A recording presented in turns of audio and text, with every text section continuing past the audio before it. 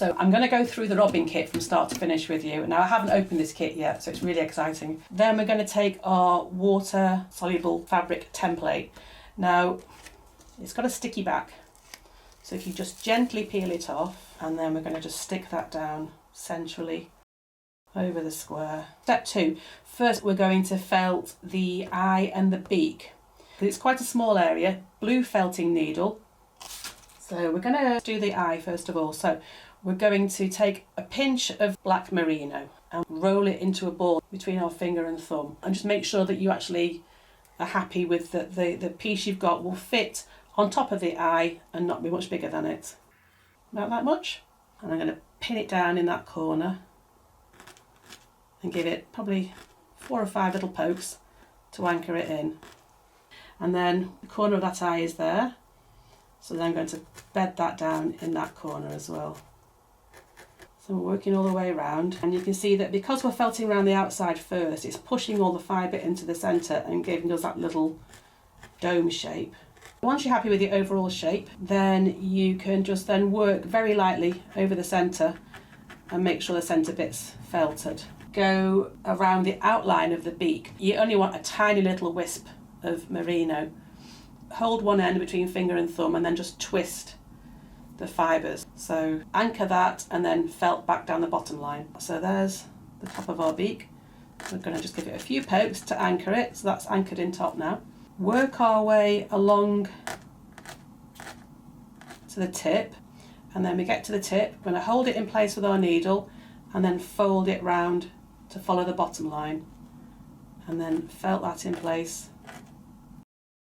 the outline of the beak. Now when we get to this end, I just hold the fibre in place with the needle and my finger on the beak, and then just pull off the excess like that. And then we're going to fill the beak in, just go over it so it's all fitted in. So step 3, we are going to fill the chest with orange. The feathers will be lying down the chest like this, going around his tummy, and the same with the wings, lying that direction. So when I'm putting the wool down, I'm going to be mindful of the fact I want it going this kind of direction. I don't want it going off at all kinds of weird angles. If you can see the template passing through it, you can then draw a line along the line of the chest, and you're going to fasten the orange fibre to the template along that outer line, and then if you fold the loose edge back, you can see we've got quite a nice clean line there now. So we're going to felt that top loose section down. Okay, so where we've got this tufty bit now, again we're going to do the same thing. So we're going to draw around the outline of that grey chest.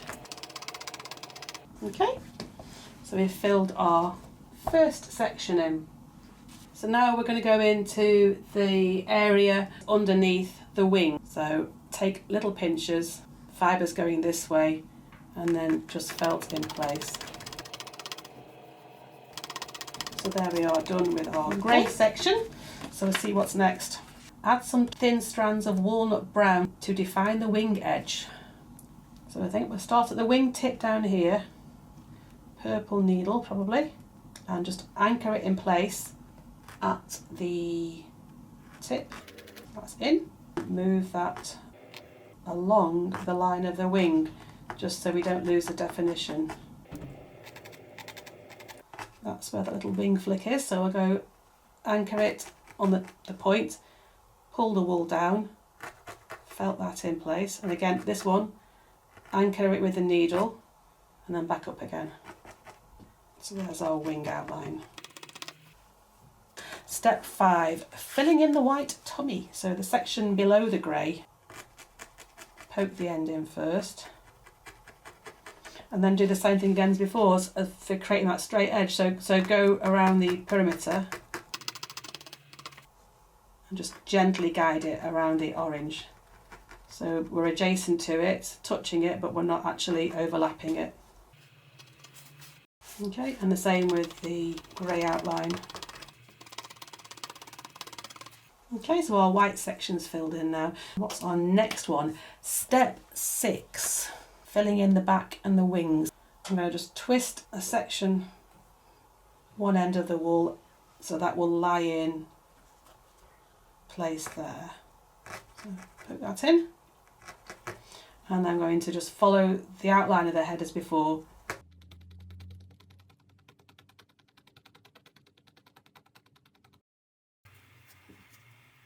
So we're following this direction with the fibre now, down the back of the wings. I'm going to lay the fibre down, stab along the wing outline, and then fold it back. Okay, that's all done. Step 7, felting the tail. Twist the end into a spike so it sits in there. That's okay.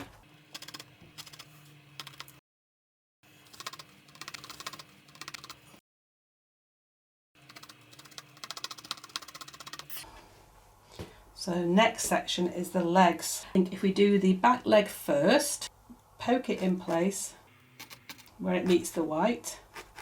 Keep checking where your pattern is underneath. You can move the fibre around and give it a couple of pokes, double check it's in the right place, and then when you get to the top of the foot, stop. Okay, so that's the back leg done, and then the front leg is going to be coming down here and then across the top of the branch. So same process. Legs are done. Okay, next step is step 9, blending, shading and graduating colour. We're going to soften the join between two colours, like that. So I'm following the outline of the chest, moving it with my other hand. And I've got my blend, so my red-orange blend, so I'm going to take a piece of that. So I'm going to just lay that on top of the red. So this time I am going to go slightly over the red, because it's all about getting the colours to blend together. Backwards and forwards, just to soften the line between the orange and the red. And then I'm going to lay little pieces of this over this joint here to soften it a little bit. And again, use your fingers to stroke the fibres around and move them where you want them to go. Probably a little bit up here as well. Tiny pieces. You don't need much to get that kind of soft blend effect. Step 11, we're going to add detail to the wing. So we're going to twist sections of the wool to define the flight feathers and accentuate this a bit more.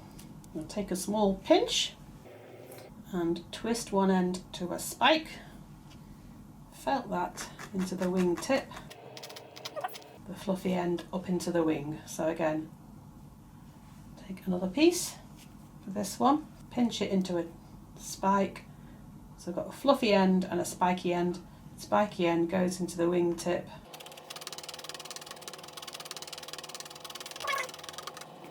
Right, and maybe I'll just do a darker one down there as well. That first blend definitely wasn't dark enough. I've got this line coming across here of walnut brown. I'd rather that just be a straight line going up there, so I'm just going to take a little pinch of mottled brown and go over that. Like I say, you can't go wrong with felting. Whatever you do, you just cover it with something else.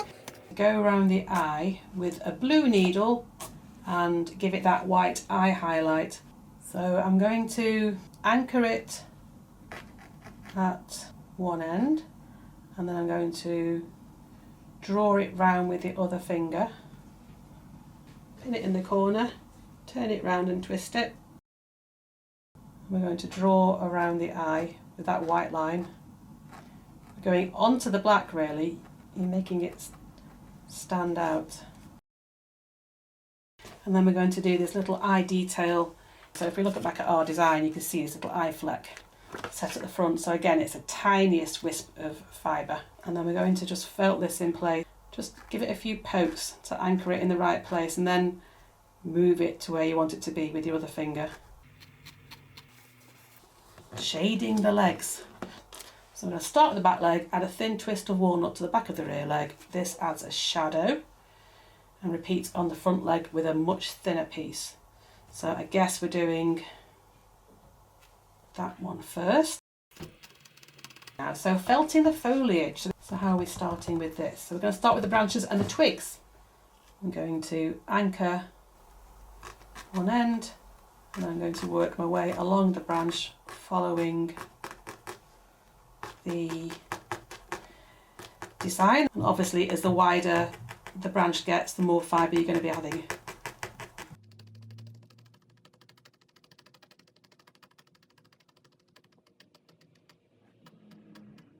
So for the leaves, we're using olive green.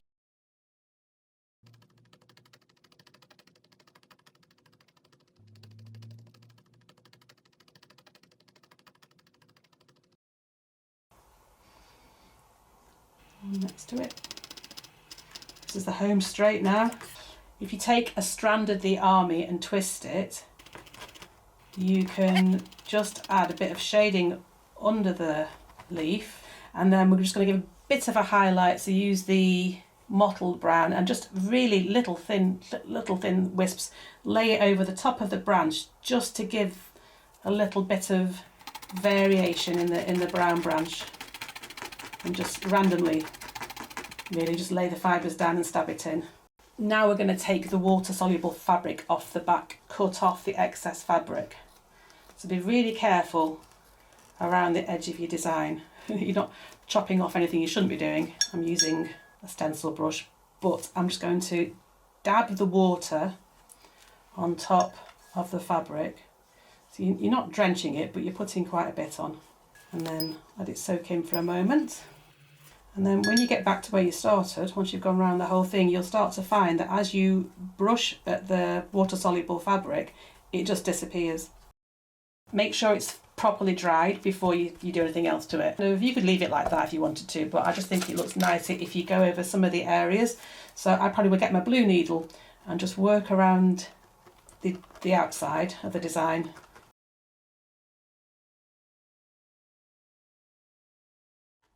So there we go, we've finished the robin.